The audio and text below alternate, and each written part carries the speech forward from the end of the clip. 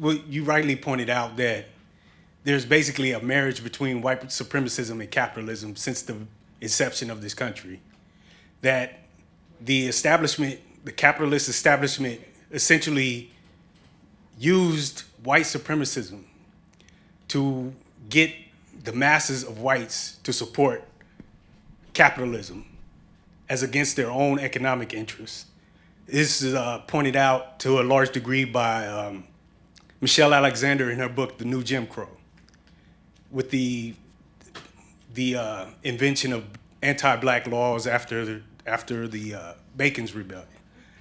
So, and there's been repeated instances of the same basic phenomenon throughout U.S. history. So, how can we expect, what is it that you believe would be able to get the masses of whites? We know that there are individual whites who realize that they need to take down the capitalist system and white supremacy with it. But how will we get the masses?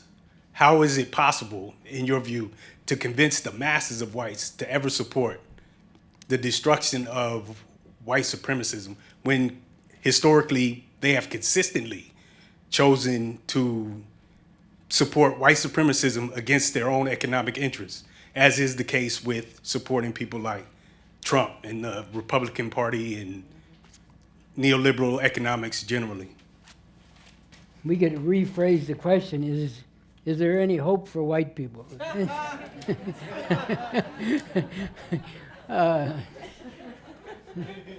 Be only slightly facetious. Well, look, I think, I think we'll start out when the question of interest is sometimes too narrowly posed. In other words, yes, people have economic interests, but they're not just economic relations, they're also social relations. A lot of people like Thomas Frank, who wrote that book, What's the Matter with Kansas? I don't know if you're familiar with that. And a lot of similar types, they scratch their heads and they say, well, as you were referring to, why do these white people who are not doing so well off economically, why do they act against their own interests? But that's kind of a narrow approach to begin with, because part of their interests is, white supremacy. It's a social relation. It's not, the only relations in society are not just economic relations. Economic relations are ultimately fundamental. In the broadest sense of what the economic system is, will ultimately and fundamentally set the terms for everything else.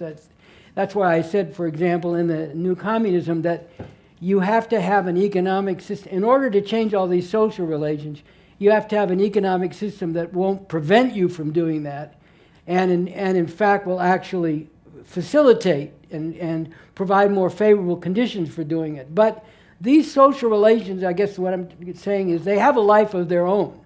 It's not simply like, well, look, it's the economy, stupid. What's wrong with you? Why don't you recognize that your economic interest? Because there is a real interest in preserving a position of supremacy, even if you're not doing that well off economically. Now, so I think that's just part of the picture. You have to actually recognize that this is a real social relation, the relation between oppressor and oppressed people, or the relation of white supremacy and the society is a real thing.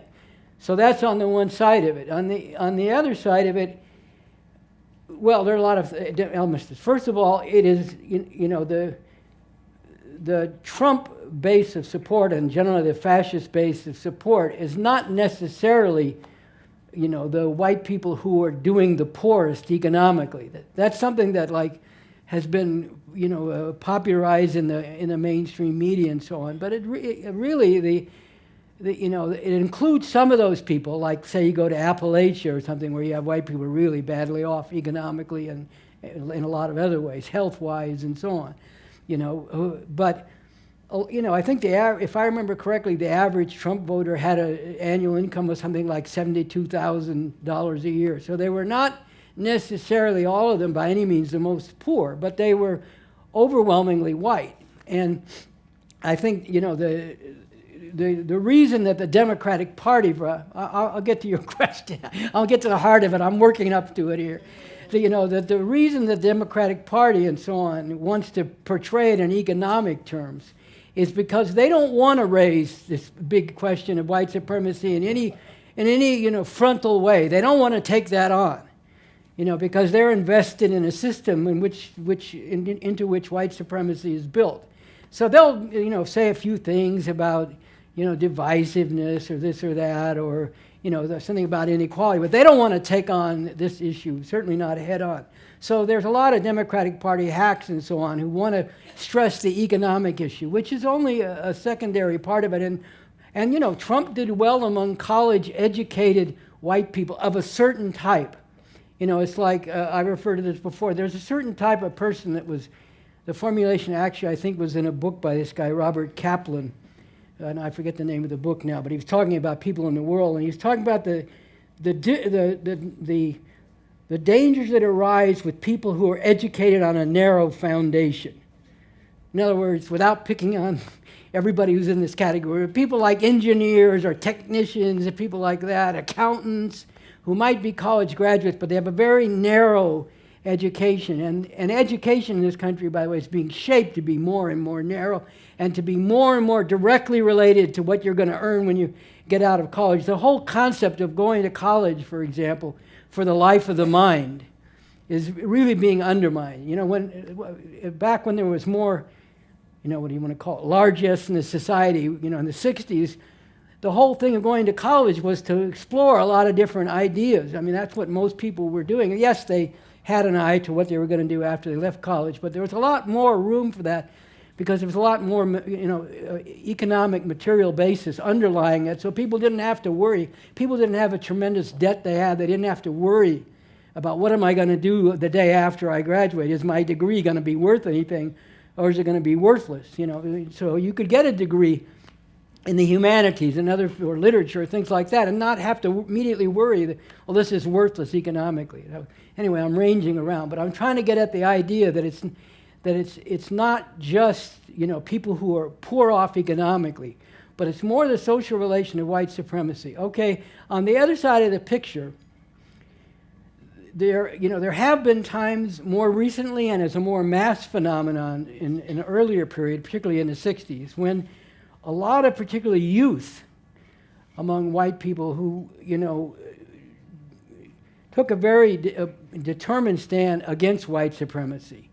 And, you saw it, for example, in around the whole thing in Ferguson and, with Eric Garner in New York. You saw massive demonstrations, and there were, like, graduate students, medical students, undergraduate students, and I'm talking about white people now as well. I mean, obviously there were students at Howard and other places, but speaking specifically white people, a lot of people who did come out on the right side of that, but, that hasn't yet reached the dimensions that it needs to reach. And in the 60s, I will say that among us, particularly the white youth who went to college, but not only them, there was a massive phenomenon of people repudiating just about everything that the system is about, including white supremacy. And, it was seen in the early period when a lot of the white students were mobilized to go to the South for Freedom Summer in 1964. And, across the college campuses, support for the Black Panther Party was very widespread among white college students. I remember being part of working on that, and there was a lot of, so it's not true that there's never been a phenomenon of people turning against that. But, we have to look at, there were certain things going on at that time in the world as a whole. There were all these anti-colonial struggles going on in the third world, to which I referred in a general sense. And within this country, there was a whole upsurge of black people after World War II. Beginning with the civil rights movement, in the early 50s, and then developing into a black liberation movement whose highest expression was the Black Panther Party. And that had a profound effect on a whole generation. And it was primarily students, but there were also a lot of, here's the thing, a lot of white, more working class youth were drafted into the army at that time. They were influenced in the army by black soldiers. They were also influenced, and Latino soldiers and others who weren't white, they were influenced by the Vietnamese. They were influenced by what was happening in China. A lot of them ended up, you probably know about the Winter Soldier phenomenon of all these soldiers who went to, came out publicly, denounced what they'd done and more broadly what the U.S. was doing in Vietnam. They had that mass demonstration where 1,000 of them or so took their medals and threw them back at the Capitol and stood on the steps and said, if we ever fight another war, it'll be to take these steps. So, and even in the factories and so on, there were younger white workers. It was all mixed in with the kind of countercultural stuff of smoking dope and listening to music that was outlaw music and so on. But it was all heavily influenced by what was happening in the world at large, but also particularly by what was happening with black people and the upsurge of that. And, for example, I was part of the free speech movement in Berkeley, and the leaders of that, I was just a rank and file person newly involved, but the leaders of it many of them were people who'd been in the Mississippi Freedom Summer and came back, and they were very strongly influenced by that. And in their minds, and pretty much broadly in everybody's mind who was involved, this free speech movement, while it had its own particularity as a student movement with demands around that, was most of all connected to the civil rights struggle in people's minds. That's what gave it its inspiration, impetus, and it was directly connected in the sense that it started because the university tried to prevent people from organizing on the campus against discrimination in businesses in the Bay Area. So this upsurge of black people, it had, people could see that this upsurge had right on its side. And that strongly influenced, youth are not, like I said, they're not as fixed, they're not as invested in the way things are. They're not as fixed on the idea that things have to be this way. And this youth upsurge did influence broader ranks of people, including people from the older generation, although there was a lot of struggle that went on. I don't know if you're familiar with the Phil Oakes song, Love Me, I'm a Liberal. But go, find it on the internet and listen to it sometime, because this was a young white radical of the times wrote this really great song exposing all the hypocrisy of the liberals. It's very timely, by the way. I recommend everybody go listen to it. He has one unfortunate anti-gay line in it, but overall the thing is very good and very timely and relevant. But the point is, even so, with that, things spread beyond just the youth. But the impetus again was coming particularly from black people, and then you got the whole brown beret phenomenon among the Chicanos and, broader movement. You got the young lords among the Puerto Ricans, and there was this whole upsurge, and it inspired people, especially the youth. It was, compared to that, hanging on to white supremacy seemed not, both paltry as well as really wrong. So what's happened since? That movement, that upsurge in the 60s was defeated. There was vicious repression, as everybody knows, I think here, but in any case, just to review it, a vicious repression against the Black Panther Party in particular at a certain point. And then things, along with that, things changed in the world. China, which had been a socialist society that was a great, like people say sometimes, I know this is a question that comes up even if people are too polite to say so, maybe you're not. Well, how can I go out and tell people we have to follow an old white man?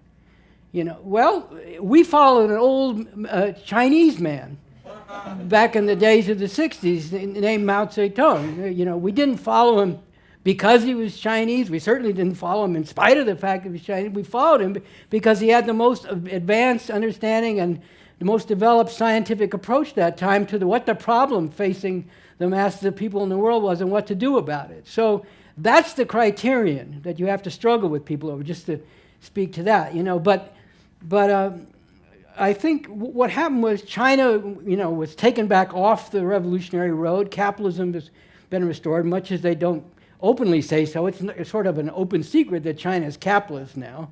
And a lot of these third world struggles were either defeated or co-opted. A lot of the leaders of them became bourgeois in their own right, became I talked about this in the new communism in places like Angola, and we saw it in Zimbabwe and other places, or South Africa. A lot of the leaders of these struggles became bourgeois and got co-opted into and integrated into the overall imperialist structure. And a lot of these changes meant that the great upsurge of that period sort of was both co-opted and also died down to a certain degree. And so when that happened, combined with this terrible repression, and then, there was the phenomenon of drugs being flooded into there always have been drugs in the poor communities, but this whole, systematic effort of flooding drugs into the community, and, on a small scale compared to, say, the cartels in Latin America, this is a way that, someone who has nothing, but except has a lot of initiative and is willing to be ruthless, can make a way, and you have a pretty short shelf life in the sense that you're probably going to end up dead or in prison for the rest of your life. Look at all, I don't know if you know about it, but all the gang leaders in Chicago, are all stuck away somewhere, buried in federal prison, dying off or whatever, or will die off in prison. So you have a short life, but in the meantime, you can make a lot of money, but you have to be both enterprising and ruthless to do that. And in the economic void that's been created with the loss of a lot of jobs, like I was talking to people in Chicago not long ago, and it used to be back through the 70s that two of the largest steel plants in the entire world were within a few miles of each other in Chicago area, Chicago and Gary, Indiana, U.S. Steel, massive plants. Or you had the River Rouge auto plants in Detroit, tens of thousands of people working in the auto plants there. Those jobs are gone. So you have this economic void that gets filled by the drug economy, and then a culture grows up around that. Let's be honest. A lot of the initial hip-hop that came out of, the Bronx and whatever, and it had its influences from the Caribbean and everything, but, a lot of it was more, rebellious. But then, the ruling class said, oh, here's a phenomenon, let's weed out some of this and let's promote that. So they promoted all the stuff that kind of goes along with the gangsterism and so on, the gangster entrepreneurial, all that sort of stuff. So, when I was coming of age, so to speak, back way too long to talk about, but, no, I'm just joking. But, the culture that was coming out of black people, even the kind of naive love songs that were coming out of the 50s with the, vocal groups and what's been called doo-wop and so on, had a big influence on a whole generation of white youth. I talked about this in my memoir. My older sister said, if you want to listen to some really good music, forget about that other stuff, listen to this. And it had a big influence, and then as it became more politicized, that had an influence too. And it was a positive influence. It was an influence that made people not want to be racist and see through a lot of bullshit. Now you get a lot of this phenomenon, to be honest, of fraternity boys. I also talked about this in All Played Out, fraternity boys riding around, repeating rap lines. But it's much more, to be honest, it's much more like white people in the old days watching minstrel shows than it is a real appreciation. There's some, it's mixed, but then and the influence isn't the same as the influence of the black culture was on my generation of youth growing up, white people in the middle class and other classes at that time. So this has been this has made things more difficult. But I think a scientific, it's not just I believe, I have faith or whatever. I think a scientific analysis would say that if and as a revolutionary movement comes forward that has its base not only, but to a very significant degree among the masses of people of color, black people, Latinos, and others, as it comes forward and exerts a positive force, I believe that phenomenon of the 60s with the white youth and broader white people was not an isolated phenomenon that can never be repeated again. I think as a revolutionary force comes forward, that is going to contend, including among the middle classes, in particular the white middle class, as well as the black middle class too, for that matter. And that's what remains to be done, because there isn't any magic wand you can wave to make people not be racist. There just isn't. It's the impact of the real world on people and the struggles that take place. A lot of struggle took place, You know, well, I'll just say it. You know, when I was in high school, I had a number of black friends, and, you know, I was a mixed bag, you know. I don't want to pretend like I never had a racist thought in my mind or something. Let's not be ridiculous. I had a lot of black friends, and a number of them, they came from the South. And, you know, their mothers had this certain voice that's sort of typical of black women who came out of the South that time. And one time I said, these friends of mine, that their mother's voices kind of grated on me, and boy, did I get it. You know, and, well, fuck you, you know. You know, and they ripped into me, and that was very good. You know, that was a very good thing. That's the kind of thing, I mean, these were my friends. They didn't stop being my friends, but they weren't going to put up with that. You know, so, okay, whoever's out there wants to come attack me, go ahead. I said something about some black friend's mother. Go ahead, I don't give a shit. You know, because it's time to be honest and talk about real things here, you know. And, you know, this is a real lesson for people. You know, this had a big effect on me. Not only did I not say that again, I didn't think that again. You know, I had many teachers in life, and my friends were some of my best teachers. You know, they didn't teach me the science of revolution, but they taught me a lot about life, and it was through a lot of struggle. You know, and I wasn't a liberal, you know. I mean, in other words, I said what I thought and took the consequences. And so did my friends. You know, that's the way you are when you're really friends. You know, and sometimes you didn't talk to each other for a couple of days because you got pissed off. Okay, you know, that's the way it is. But I had a lot of really good teachers, and I think that phenomenon can happen not just on a personal level, but on a much broader level, especially when it's infused with a scientific approach. And when it's coming forward as a growing mass phenomenon, this can impact broadly white people. You're not going to win them over by saying this is not in your economic interest. That's way too narrow. You know, they're going to say maybe not, but I like this fact that I may not be shit any other way, but I'm better than these people over here. And you're not going to deal with it just by telling. I mean, you know, yes, you can point to the fact that it's stupid on their part economically, but that's not going to do it. You have to have a whole struggle about this broader social and cultural phenomenon, and what kind of world do you want to live in. You know, and, you know, people weren't just begrudgingly going along with it. People were inspired. That's the thing to understand. People were inspired by people standing up and saying, we've had centuries of oppression and we're not going to take it anymore. And I think that phenomenon, especially as it's infused with science and a conscious revolutionary movement, can have an even bigger impact. And that's the responsibility on us to go out and make that happen, not just so white people won't be so racist, but so we can get rid of the whole goddamn thing that perpetuates all this.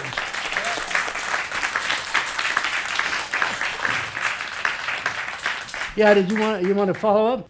Yes, I want to say that's an excellent answer. I love that. Because I agree that I do believe that seeing engagement in positive activism on the part of black people is an essential part of enlightening others, especially whites, into realizing that it's better to fight for a system of equity for all of us than to try to fight to preserve a system of oppression. So I agree with that. I think that's an excellent answer. Matter of fact, I want to be able to make sure I get this recorded so I can play it for some people. But to follow up with that, what is it going to take to convince black people and other people of color that the Communist Party is not simply like the Democratic Party, really a white supremacist party that's just using tokenism in order to get the support of people of color? Well, what it's going to take is doing what we say we're setting out to do and being what we say we are. You know, everybody who's part of this, not just the white people, but everybody that's part of this, we're saying that we have a certain analysis of what the problem is facing humanity and what the solution is and what's necessary, as I was speaking to during my presentation, what's necessary to get from here to there. And what will convince people is seeing people consistently acting on that.